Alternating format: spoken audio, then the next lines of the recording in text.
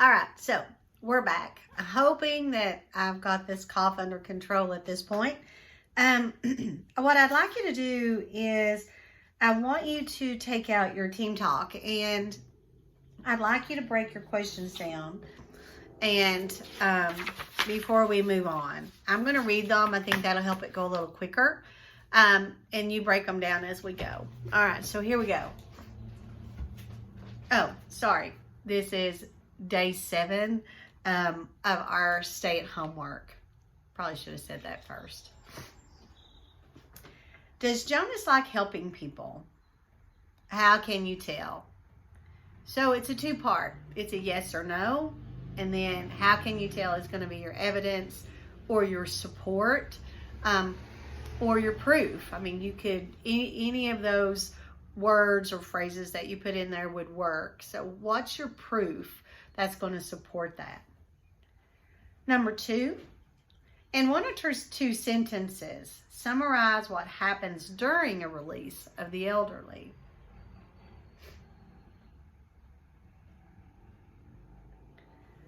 Number 3, compare Jonas's ideas about his stirrings with his parents' ideas about them.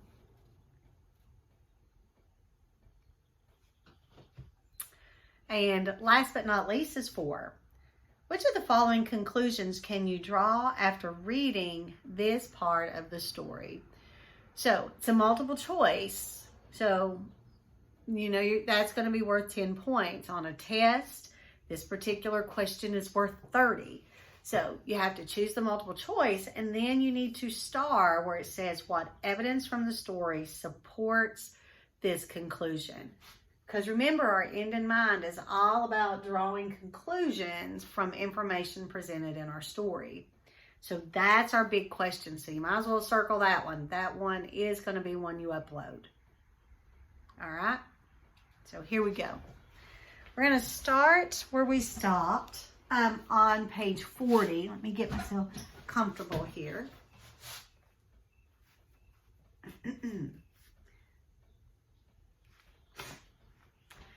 And this is where she's talking about Edna.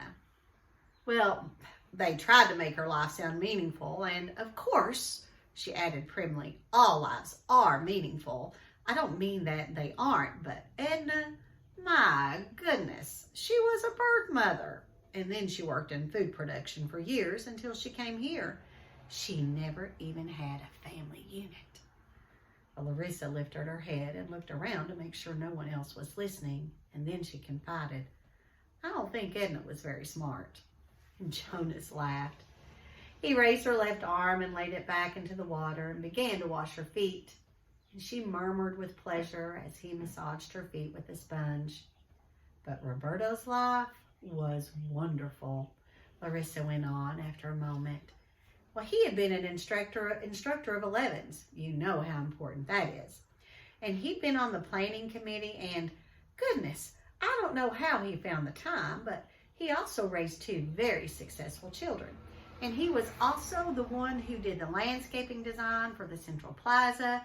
Well, he didn't do the actual labor, of course. Now you're back. Lean forward and I'll help you sit up. Jonas put his arm around her and supported her as she sat. And he squeezed the sponge against her back and began to rub her sharp-boned shoulders. Well, tell me about the celebration. Well, there was the telling of his life. That is always first. And then the toast. We all raised our glasses and cheered, and we chanted the anthem.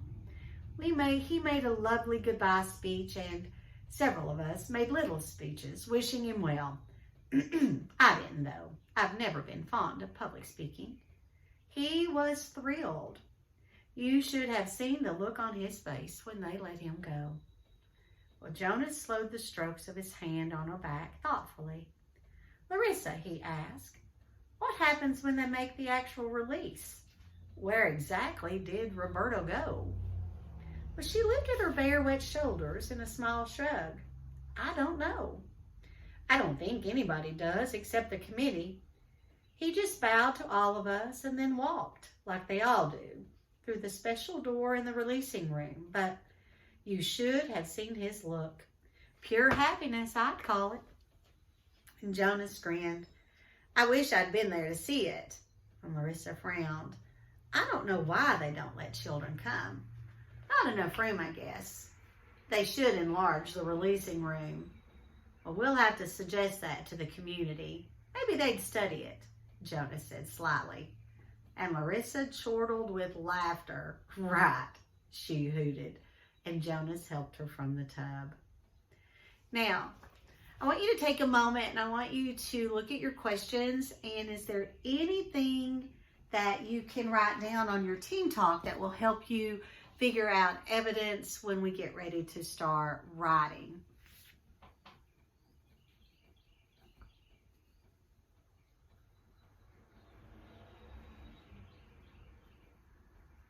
And I'm doing the same.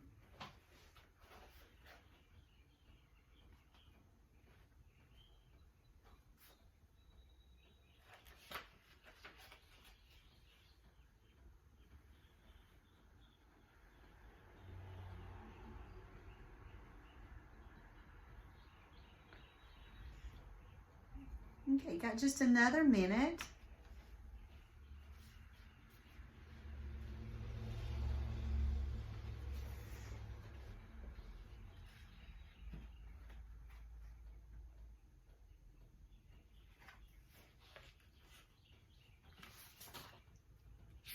Almost there.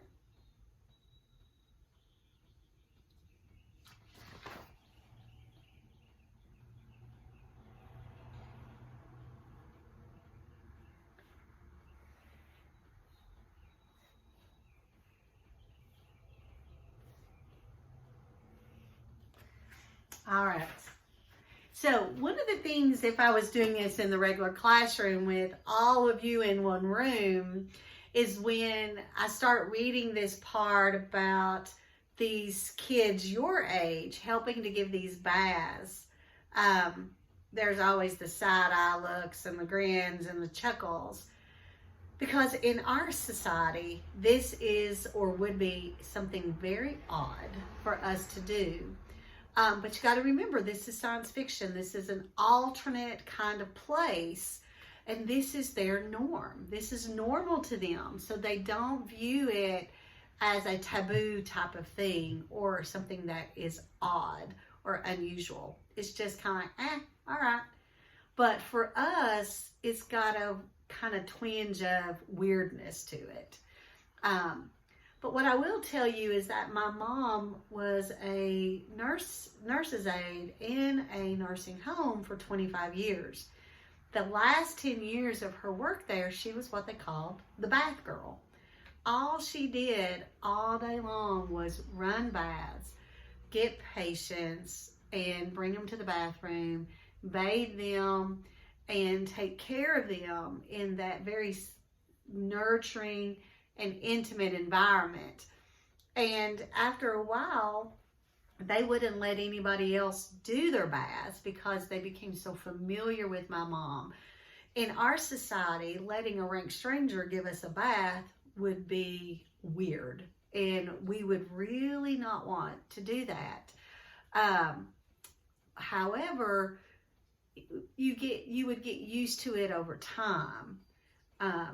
Such as our families or people that we know in the nursing home now, a lot of them aren't capable to do that on their own. So they depend on someone else. But in the regular classroom, get a whole lot of that side eye during that piece. All right, let's pick back up. Chapter 5. Usually at the morning ritual, when the family members told their dreams, Jonas didn't contribute much. He rarely dreamed.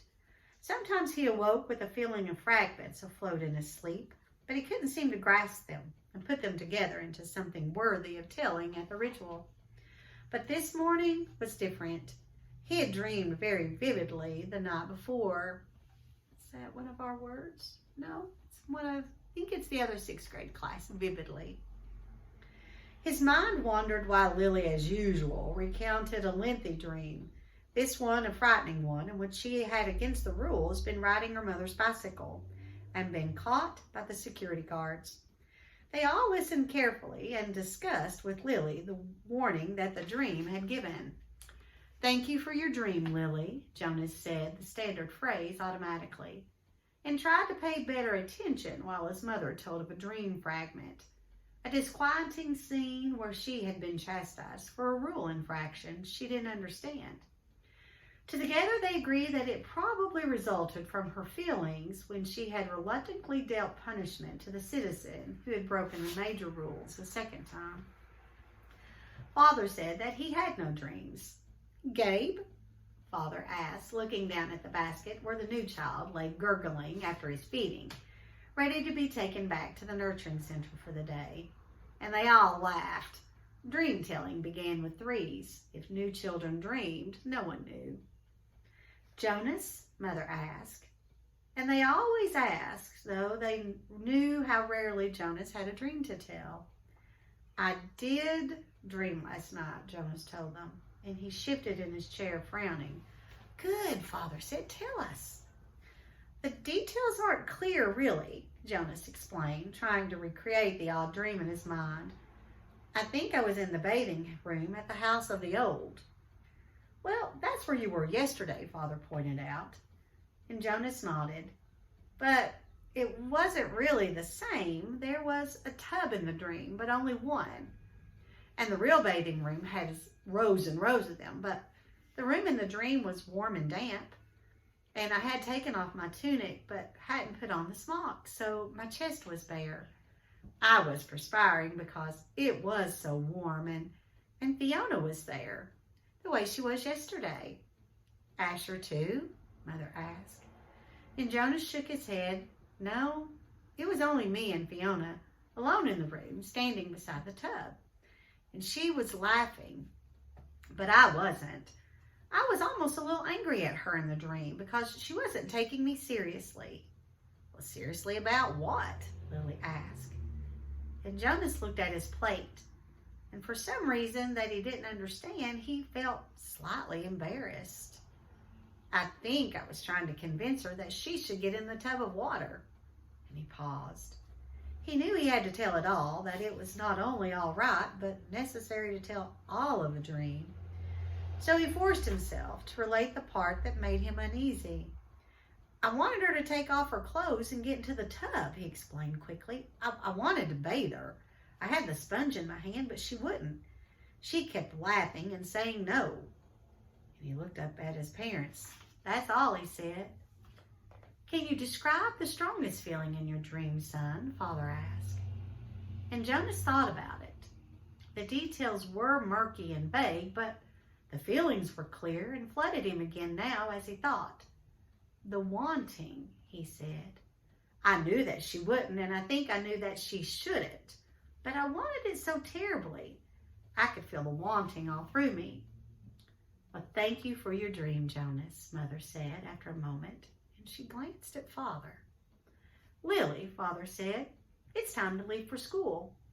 Would you walk beside me this morning and keep an eye on the new child's basket? We want to be certain he doesn't wiggle himself loose. Well, Jonas began to rise to collect his school books, and he thought it surprising that they hadn't talked about his dream at length before the thank you. Perhaps they found it as confusing as he had.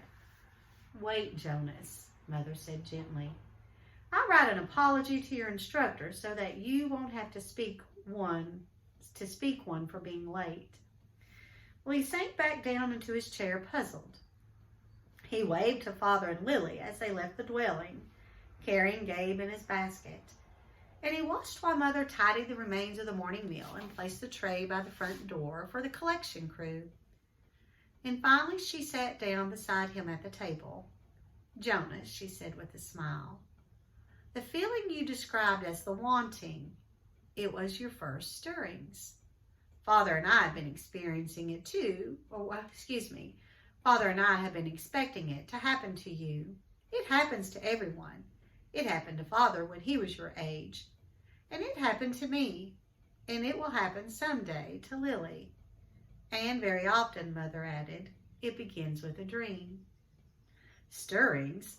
Well, he had heard the word before. He remembered that there was a reference to the stirrings in the Book of Rules, though he didn't remember what it said.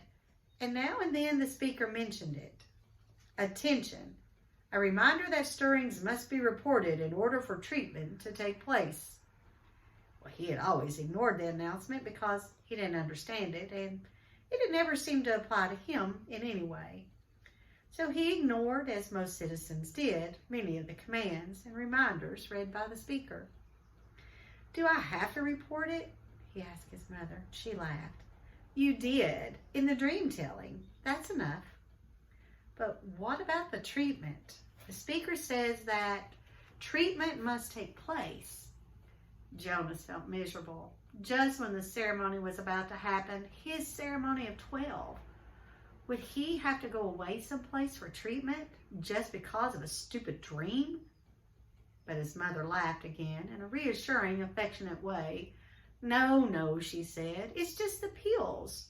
You're ready for the pills, that's all. That's the treatment for stirrings." Well, Jonas brightened.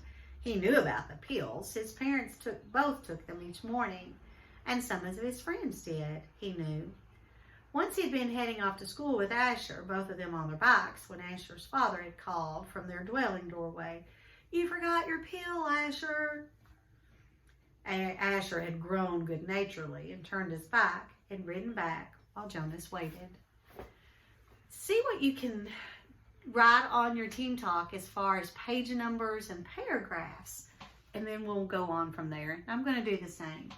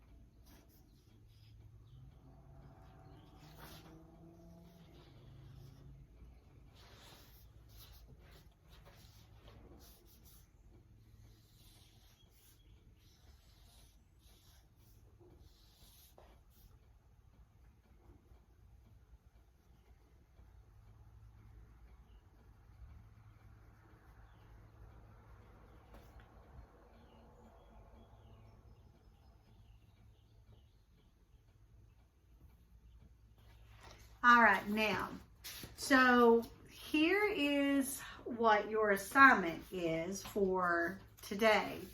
You will not, and I'm going to say that again, these readings are so long, you will not be answering all 4 questions, okay? We will go over all 4 questions tomorrow on day 8 of stay-at-home work, but you will not be required to write all of them in your notebook. I think that would be too much work to do in one sitting. So what you will do, though, is I want to make sure that you have got your evidence kind of tagged on your team talk, though, because remember, some of these questions do kind of recycle back around on the test. So for today,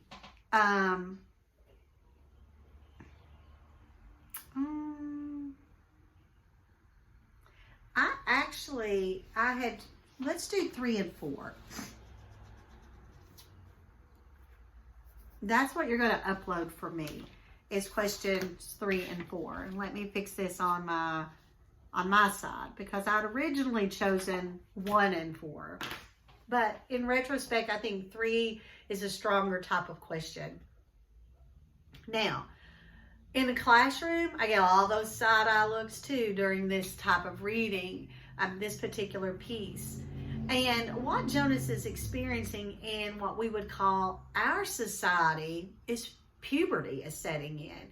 He's starting to acknowledge body differences, and subconsciously in a dream where he has no control over what he thinks or what he's doing in his dream, he is associating that dream with his friend Fiona, who is a girl. And so he's really unsure of what's going on there. So we would consider the stirrings is our equal piece to puberty. All right, so did the reading. You're going to upload questions 3 and 4 today. That's what has to be uploaded. And then I will check those. So we're done for today. You've got about another 20 minutes worth of work to do, and you're done for the day. I'll see you back here in day 8. I will still be wearing the same clothes. I'm going to try to get them all done today. See you later, guys. Go outside and play. It's beautiful out. Bye.